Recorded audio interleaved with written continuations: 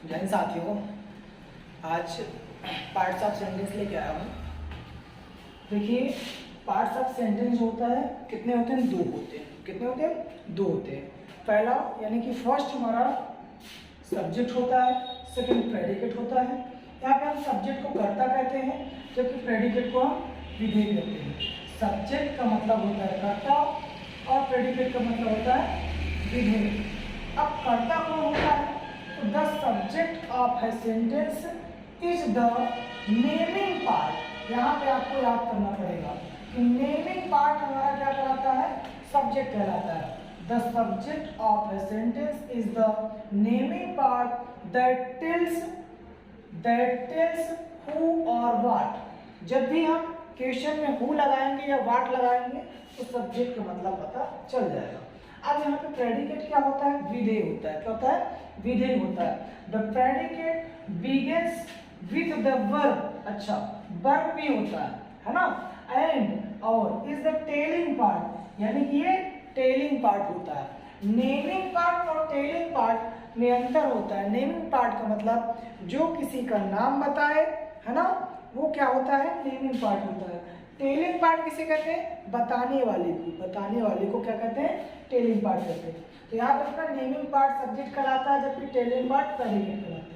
Example के through समझेंगे, बहुत सारे एग्जाम्पल लेंगे, एग्जाम्पल के थ्रू समझेंगे कि सब्जेक्ट और प्रेडिकेट में क्या अंतर होता है, क्या होता है ना? तो अब देखो, सब्जेक्ट जैसे हम कहें राम, राम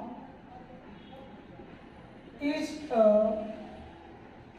गुड बॉय। अब यहाँ पे देखो, राम अच्छा लड़का है। क्या है? राम अच्छा लड़का है। तो अब यहाँ पे देखो, राम हमारा क्या हो गया? सब्जेक्ट हो गया। क्या हो गया? सब्जेक्ट हो गया। क्योंकि नेमिंग पार्ट यही तो है, किसी का नाम ही तो नेमिंग पार्ट कहलाएगा। अब यहाँ पे वर्ब क्या है? इज है, और इज हमारा एक लिंकिंग वर्ब है ना? तो वर्ब से लेकर के पूरा का पूरा ये पार्ट क्या हो जाएगा? हमारा प्रेडिकेट हो जाएगा। क्या हो जाएगा? प्रेडिकेट पार्ट हो जाएगा। अब यहाँ पे देखो बाबू कि राम ही हमारा नेमिंग पार्ट है और इज हमारा वर्ब है, और ये गुड बॉय क्या है? हमारा टेलिंग पार्ट है। तो अब देखो, हम कैसे पता करेंगे कि सब्जेक्ट क्या है? अगर हम कहें कि हूँ, यहाँ पे हूँ लगा, सब्जेक्ट में क्या लगा दें? हूँ लगा दें। Who is the good boy. पूछा जाए कि अच्छा लड़का कौन है, तो जो जवाब निकलेगा वही हमारा सब्जेक्ट कहलाएगा। क्या कहलाएगा? जो जवाब निकलेगा वही हमारा सब्जेक्ट कहलाएगा, और जो बताएगा वो हमारा प्रेडिकेट कहलाएगा। आई होप कि आप सभी को सब्जेक्ट और प्रेडिकेट का ये एग्जाम्पल अच्छे से समझ में आ गया होगा। और भी एग्जाम्पल हम देख लेते हैं, जैसे कि गोज टू मुंबई, वह बम्बई जाता है। यहाँ पे ही आपका क्या हो जाएगा? सब्जेक्ट हो जाएगा। क्या हो जाएगा? सब्जेक्ट हो जाएगा। गोज हमारा वर्ब है, तो वर्ब से लेकर के पूरा का पूरा ये पार्ट हमारा क्या हो जाएगा? प्रेडिकेट हो जाएगा। और क्वेश्चन जैसे birds are flying in the sky. Birds are flying in the sky. यहाँ पे बर्ड आपका क्या हो जाएगा? बर्ड आपका सब्जेक्ट हो जाएगा। आर हमारा एक वर्ब है ना? क्या है? वर्ब है। तो वर्ब से लेकर पूरा का पूरा ये पार्ट आपका क्या हो जाएगा? प्रेडिकेट हो जाएगा। ओके, आई होप आपको सब्जेक्ट और प्रेडिकेट समझ में आ गया होगा। अब आप सभी इसका स्क्रीनशॉट ले लो, फिर हम आगे चलेंगे सब्जेक्ट के पार्ट में और प्रेडिकेट के पार्ट में। ओके, तो इसी के साथ एक मोटिवेशन भी हो जाए। तो दोस्तों याद रखना कि मंजिलें उन्हें मिलती है जिनके सपनों में जान होता है। पंखों से कुछ नहीं होता, हौसलों से उड़ान होता है। याद रखना दोस्तों। सब्जेक्ट के पार्ट पढ़ेंगे कि सब्जेक्ट के कौन कौन से पार्ट होते हैं और प्रेडिकेट के कौन कौन से पार्ट होते हैं। तो सब्जेक्ट के दो पार्ट होते हैं फिलहाल, क्वालिफायर और हेड वर्ड।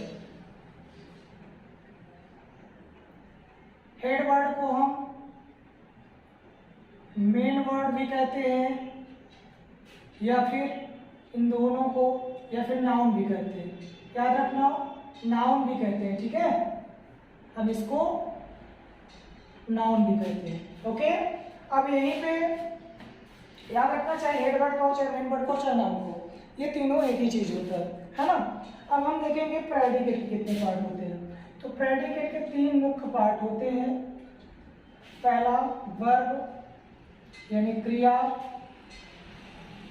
दूसरा ऑब्जेक्ट, तीसरा कॉम्प्लीमेंट। ये 3 प्रेडिकेट के मुख्य भाग होते हैं, है ना। प्रेडिकेट के कितने मुख्य भाग होते हैं? 3 होते हैं, ठीक है। जबकि सब्जेक्ट के कितने होते हैं?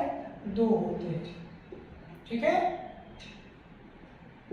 अब इन सब्जेक्ट में भी क्वालिफायर आ जाता है। क्वालिफायर के भी 3 पार्ट होते हैं, है ना। क्वालिफायर के पार्ट हो जाते हैं। चलो आओ हम एक एक करके पढ़ेंगे। तो सबसे पहले आपको हेडिंग डालना पड़ेगा सब्जेक्ट। आप सभी सब्जेक्ट की हेडिंग डालिए और लिखिए कि जब सब्जेक्ट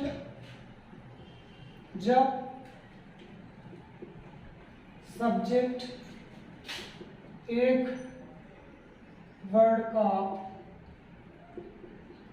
होता है तब, ठीक है। उसके बाद टेबल बना लीजिए। हाँ, जब सब्जेक्ट एक वर्ड का होता है तब वह नाउन,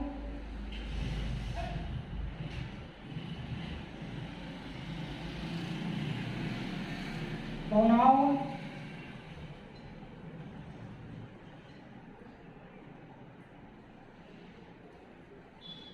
जिरंड या फिर इन्फिनेटिव में से कोई एक होता है। याद रखना कि जब सब्जेक्ट एक वर्ड का होता है, जब सब्जेक्ट एक वर्ड का होता है तब वह नाउन, प्रोनाउन, जिरंड, इन्फिनेटिव में से कोई एक होता है, ठीक है। अब जैसे हम एग्जाम्पल ले लें कि भाई चलो नाउन का एक एग्जाम्पल लेते हैं। एक एग्जाम्पल क्या लेते हैं? नाउन का लेते हैं। जैसे हम कहें राम इज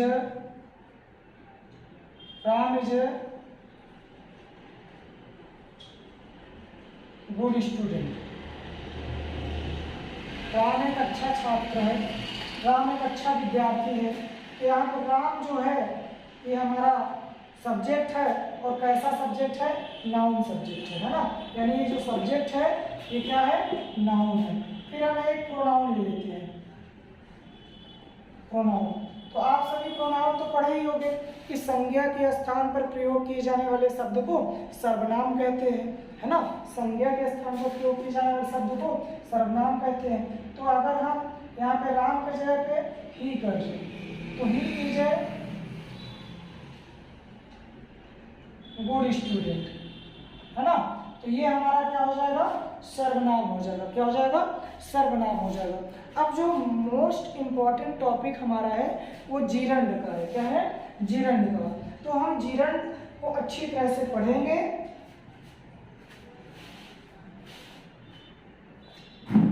इससे पहले आप सभी इसको एक बार स्क्रीनशॉट ले लो ताकि हम ट्रेस कर दें, ठीक है।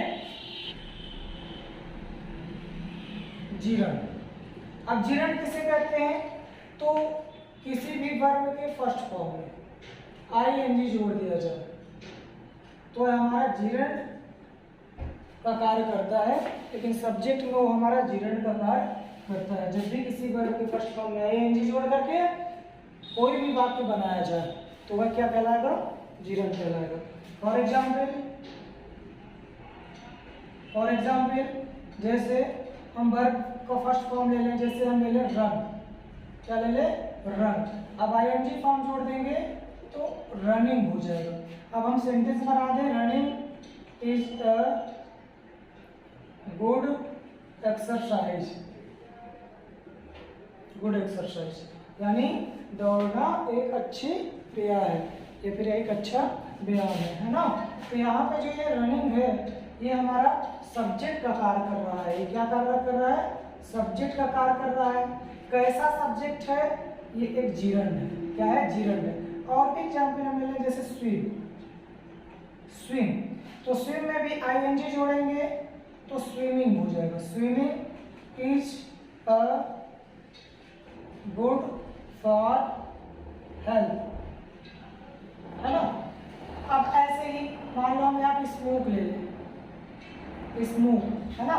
तो स्मोक भी जानते हो, धुआं, धुआं निकालना भी एक क्या होता है? क्रिया होता है। तो स्मोकिंग हो जाएगा।